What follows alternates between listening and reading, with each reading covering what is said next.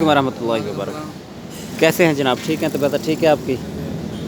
नाम क्या है आपका? अकबर। अकबर। हाँ। कहाँ से हैं?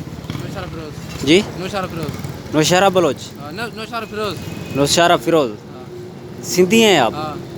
जी, आप ये क्या लगते हैं आपके ये तीनों? ये सोच रहे हो माम भांजे। ये भांजा है, ये आपका सोत्र है। हाँ। ठीक है, आप ये कितने दिनों से काम कर रहे हैं यहाँ?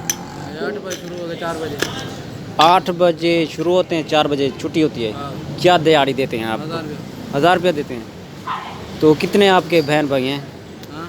कितने बहन भाई हैं आपके? आपके आपके बहन भाई कितने हैं? बहन भाई हाँ जी। 4 भाई है, 6 बहन। 4 बहन हैं 6 भाई? भाई है। जी, 4 भाई है, अच्छा 6 बहन। अच्छा अच्छा अच्छा अच्छा, ठीक है।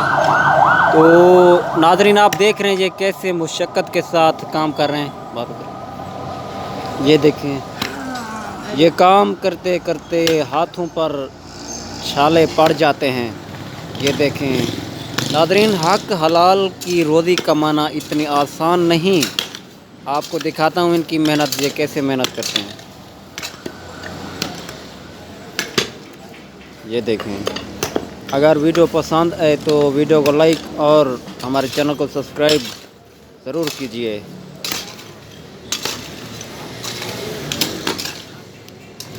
इन जैसे लोग मज़दूर तिबका आपको जहाँ भी मिले इनकी इज़्ज़त क्या करें, क्योंकि ये लोग आपके हर काम आते हैं, आपका हर काम करते हैं। क्योंकि ये लोग अगर आपका काम करना छोड़ दें तो आपके लिए और हम सब के लिए मुश्किलात होगी, मुश्किलात का सामना करना पड़ेगा। इनकी दिहाड़ी, इनके टाइम, इनका वक्त ख़त्म होने से पहले इनकी दिहाड़ी आपको दे देनी चाहिए। वो कहते हैं कि मज़दूर का पसीना सूखने से पहले उसकी दिहाड़ी अदा कर देनी चाहिए।